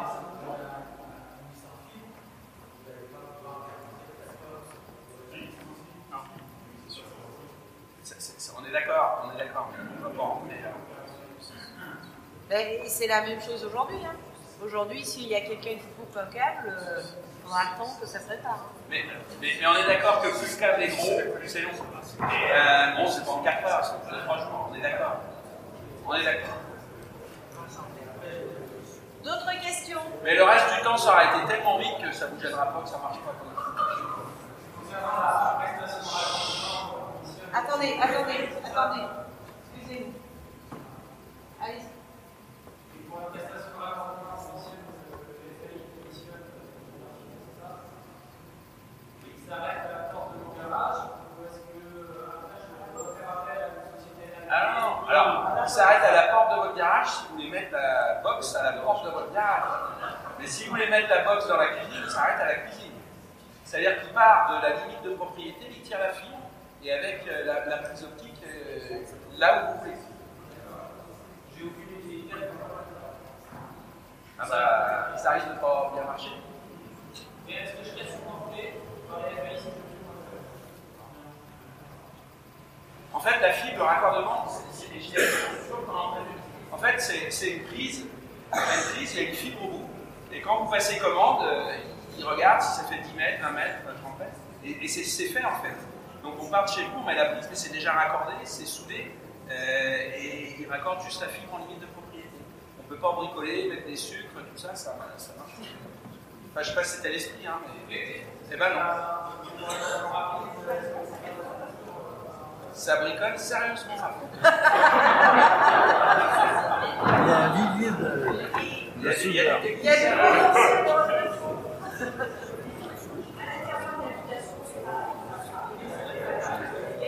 Alors, moi je sais qu'à certains endroits, vous savez, les vieilles maisons, les fourreaux sont tordus, parfois coupés, parfois supprimés, etc. Donc il arrive, mais ça, c'est à pouvoir, quoi. Si les fourreaux fonctionnent, il n'y a pas de problème, ils reprennent les fourreaux. Si c'est tout bouché, etc., bah, il y a un moment, on y met en visible, et puis vous avez une petite boulotte où le câble est. Et voilà, enfin, il y a des réalités mais qui correspondent à ce que vous aurez chez vous. Mais des boulottes de 30-40 ans fonctionnent, enfin des fourreaux de 30-40 ans, ça fonctionne toujours. Sauf si Annick est venue avec la pelle. Est-ce qu'il y a des angles des angles. Ah oui, je crois qu'il y a un rayon de courbure minimum. Ouais. C'est vrai que c'est moins souple que Mais éventuellement, ils enlèvent le câble qui est donc. Non, parce qu'il est obligatoire ce câble. Ouais. Il faut que ça passe. Et s'il y a un fourreau à part, alors, les maisons récentes, il y a toujours deux fours. Par contre, à l'intérieur de la maison, on peut se servir de câble. Parce qu'en général, le téléphone, il arrive dans le garage, une boîte. Et c'est cette boîte, ensuite, qu'on va servir avec des pièces. Et bien, à partir de cette boîte-là, on peut utiliser ces câbles comme tir. Ça, il n'y a pas de souci. Par contre, comme dit Damien, il y a une chose qui est certaine, c'est qu'on n'ira pas enlever le câble France Télécom qui arrive dans votre garage. Parce que ça, c'est une obligation de l'avoir.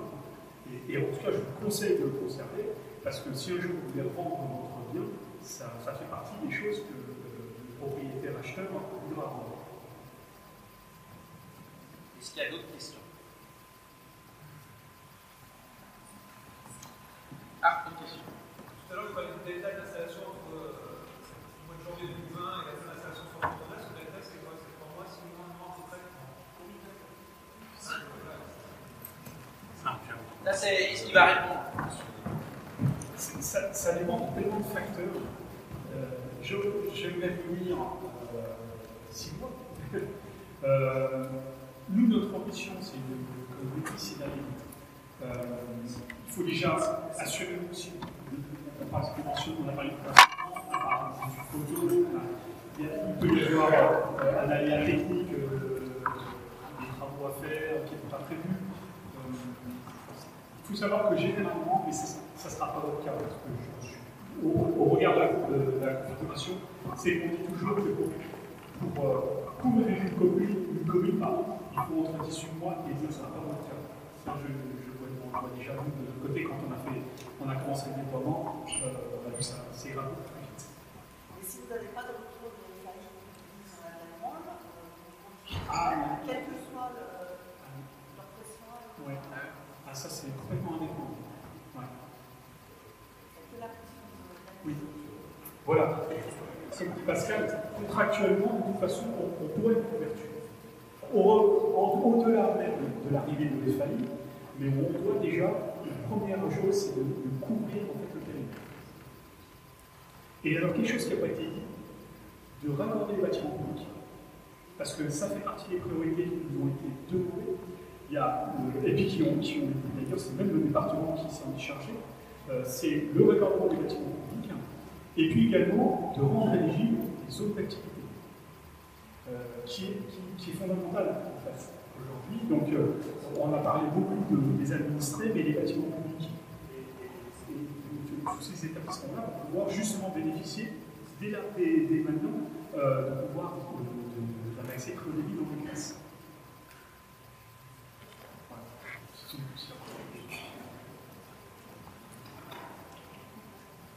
D'autres questions? En tout cas, il me reste une nouvelle fois à vous remercier. Je vais vous remercier moi. D'abord, je remercie encore une fois d'avoir mobilisé. Il me semblait quand même important de vous convier un temps sur ce sujet qui concerne beaucoup de monde, notamment tout le monde. Damien, je remercie évidemment pour la prestation que vous avez vécue et ton intervention à la fois claire, à la fois, je pense que tout le monde a compris, à la fois très engagée et surtout qui a permis à beaucoup de gens, je pense, de prendre conscience. Et là, je vais vous rattacher tout le projet qu'on porte au niveau du département et de l'importance de ce projet, qu'il soit financier que sur la finalité. Damien est revenu sur quelque chose de très important aussi. C'est bien, on est sur les solidarités territoriales au niveau du département, c'est bien en fait l'équité qu'on a recherchée. Je pense que vous l'avez compris, c'est très très important. Messieurs, merci de votre présence, de tout près que vous êtes, de prendre les coups de fil que je vous croise, des formes, des incidents, Pascal, là, on a comme un problème et tout. Merci à vous, merci pour tout ce qui a été fait, merci pour permettre d'en être aussi tous ensemble. Monsieur, merci pour votre intervention qui vous permettrait d'avoir aussi un petit remerciement particulier à la troupe Les Inattendus, puisqu'elle nous a permis quand même d'utiliser son décor. Donc j'en profite pour faire un petit rappel aussi de la future représentation des inattendus. Il faut pas oublier de venir parce que c'est dans quelques jours, mais nous allons bénéficier du décor. Merci à tous en tout cas et bon retard.